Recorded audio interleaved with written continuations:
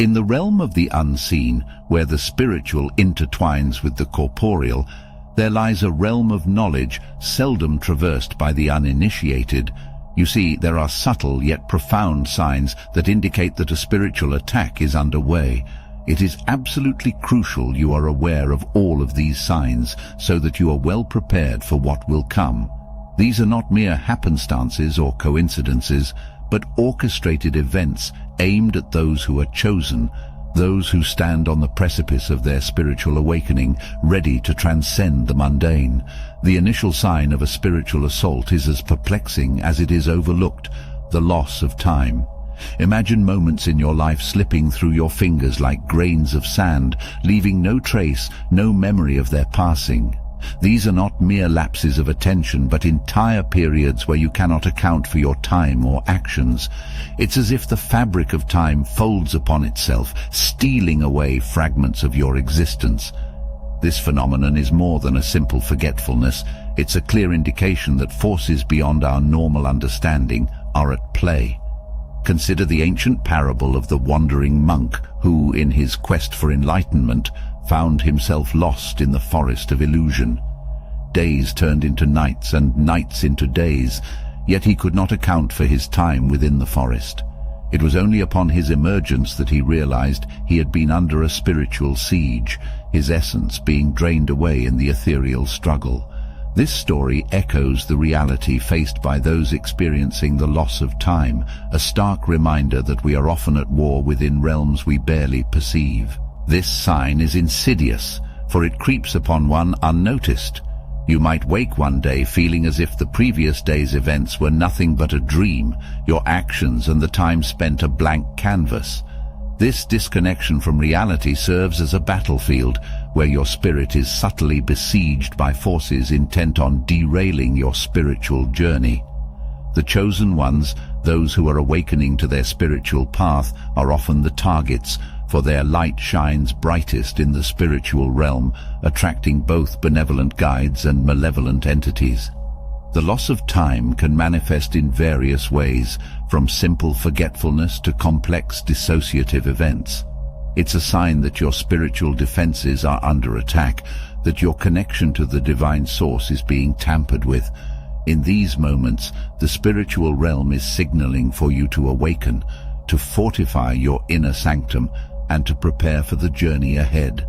Sign 2. Unexplained Fatigue. As we journey deeper into the unseen realms that whisper secrets to the souls of the chosen, we uncover the second sign of a spiritual attack: unexplained fatigue. This is not the ordinary tiredness that follows a day's labor or the exhaustion that comes with life's trials and tribulations. No, this fatigue is of a different breed. It seeps into your bones, cloaks your spirit in lethargy, and dims the light of your innermost self. It is a weariness that defies logic, one that rest cannot cure, nor nutrition replenish. It is as if the very essence of your being is being siphoned away, leaving behind a shell devoid of energy and purpose. The ancient texts speak of warriors of light, those who stood guard over the spiritual well-being of their people.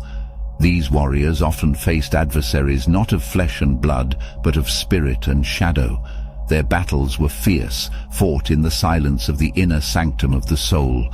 It is recounted that their greatest challenge was not the clashing of swords, but the overcoming of the unnatural fatigue that threatened to immobilize them, to render them helpless in the face of their unseen enemy. This fatigue was a weapon wielded by the darkness, aimed at quenching the light within. This profound tiredness serves as a beacon, signaling that your energy is under siege, that somewhere in the depths of the spiritual realm, a battle rages for your essence. It is a sign that malevolent forces are at work, attempting to disconnect you from your source of power, to drain you of the vitality necessary for your spiritual journey. The chosen ones, those who walk the path towards enlightenment, are particularly susceptible to this form of attack, for their light is a beacon in the spiritual realm, attracting both allies and adversaries. Albert Camus, a French philosopher and author, is renowned for his exploration of the absurdity of life and the struggle to find significance in a seemingly indifferent universe. Camus, through his works such as The Stranger and The Myth of Sisyphus, invites us to confront the absurdity of existence head-on. He suggests that life is inherently devoid of inherent meaning or purpose, and that the human quest for meaning is a futile endeavor in the face of an indifferent universe. This existential angst, according to Camus, can manifest itself in various forms, including feelings of fatigue and weariness as we grapple with the inherent absurdity of our existence. In Camus's philosophy, the experience of unexplained fatigue can be understood as a symptom of our confrontation with the absurd. As we struggle to find meaning in a world that offers none, we may find ourselves overwhelmed by a sense of existential exhaustion. This fatigue is not merely physical but existential, stemming from the realization that our efforts to find purpose and significance are ultimately futile. Camus famously articulates the concept of the absurd hero who confronts the absurdity of life with defiance and rebellion. This hero, exemplified by characters like Meursault in The Stranger, refuses to succumb to despair despite the inherent meaninglessness of existence. Instead, the absurd hero embraces life fully, even in the face of its absurdity, finding meaning in the act of rebellion itself. Moreover, the wisdom of the ancients teaches us the power of community in battling the unseen.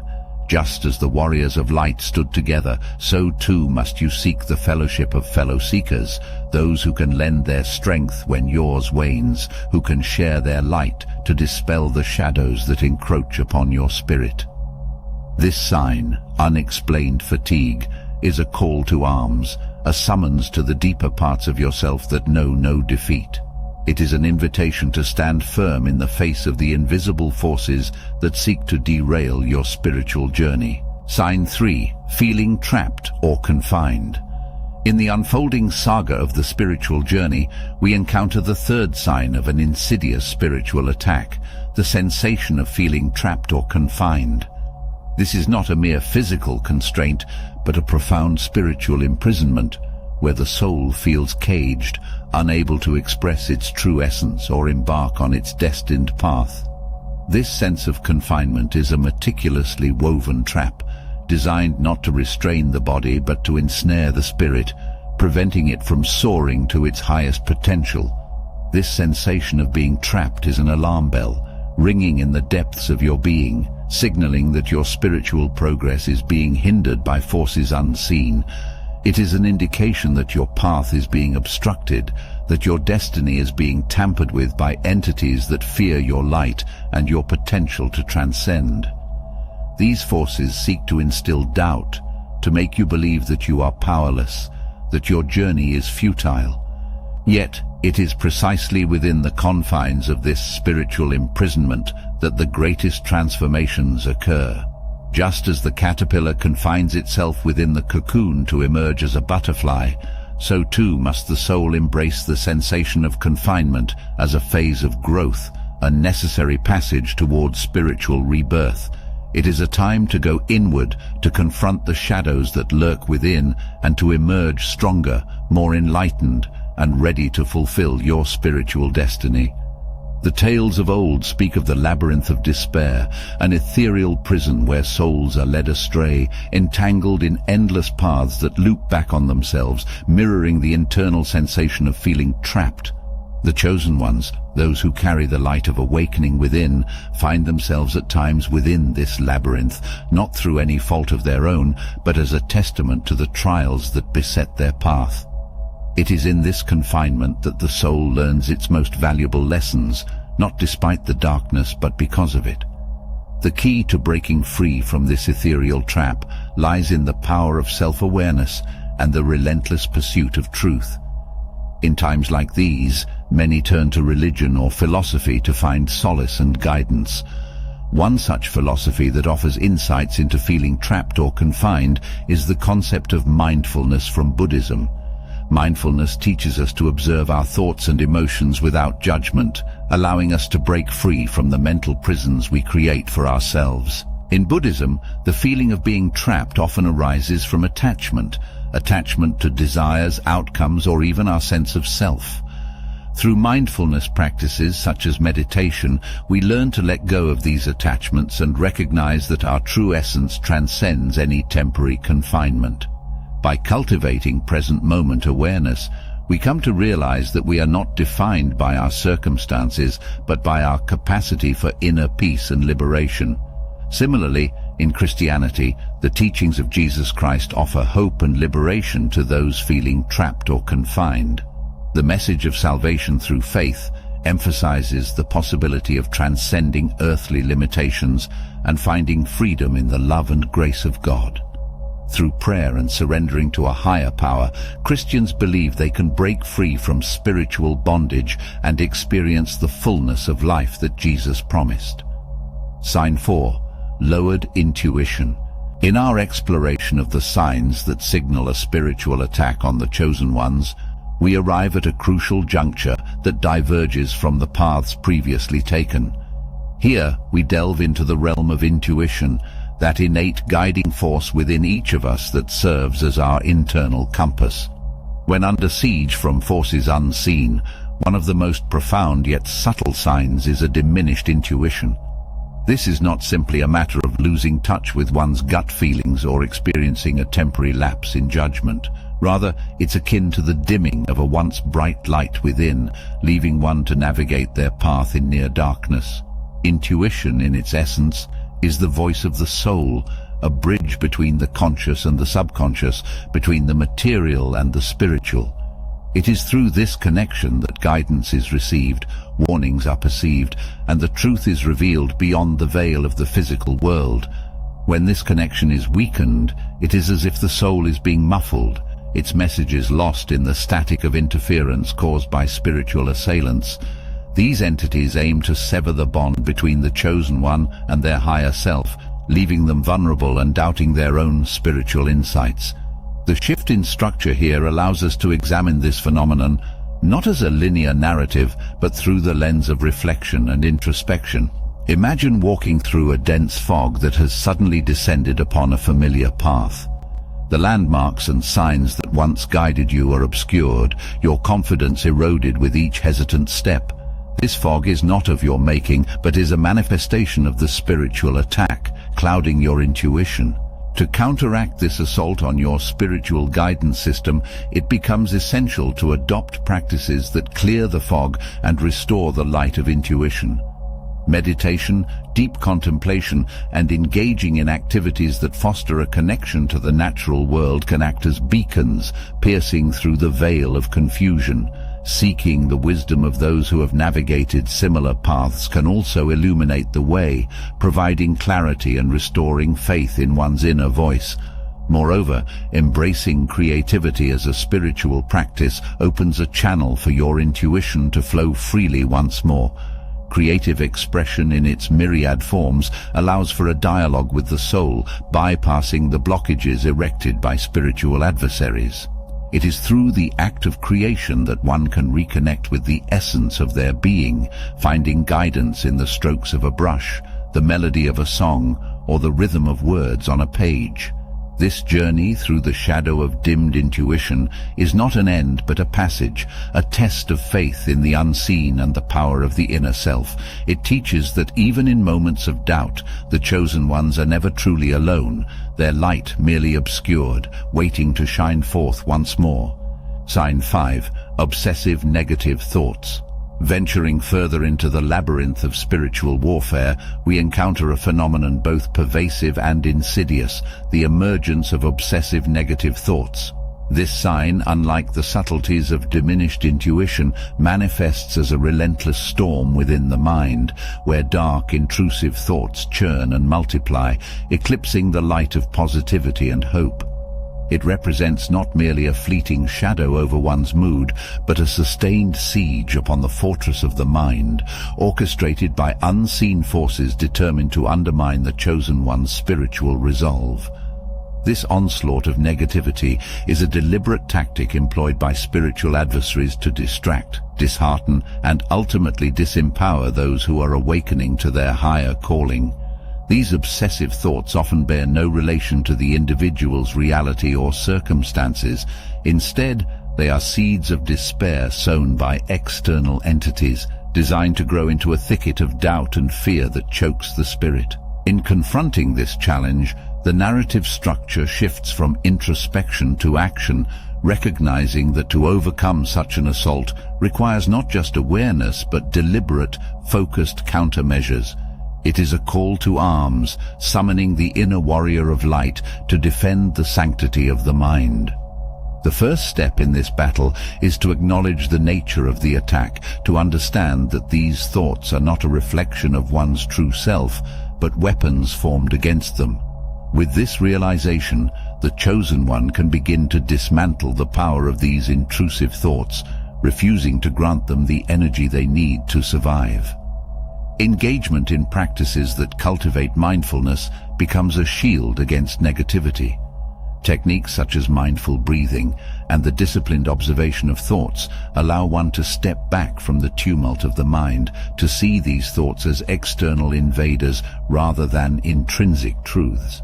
This detachment provides the space necessary for positive affirmations and truths to be planted and nurtured within the mind's garden, gradually restoring its natural state of balance and peace.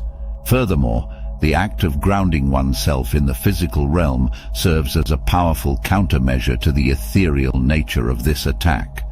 Activities that connect the body and the earth, such as walking barefoot on grass, gardening, or simply being in nature, can help dissipate the negative energy, channeling it away and replacing it with the healing vibrations of the earth.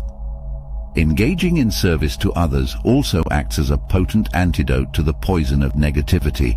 By focusing outward on the well-being of others, the chosen one redirects the energy of obsessive thoughts from a self-centric spiral to a force for good.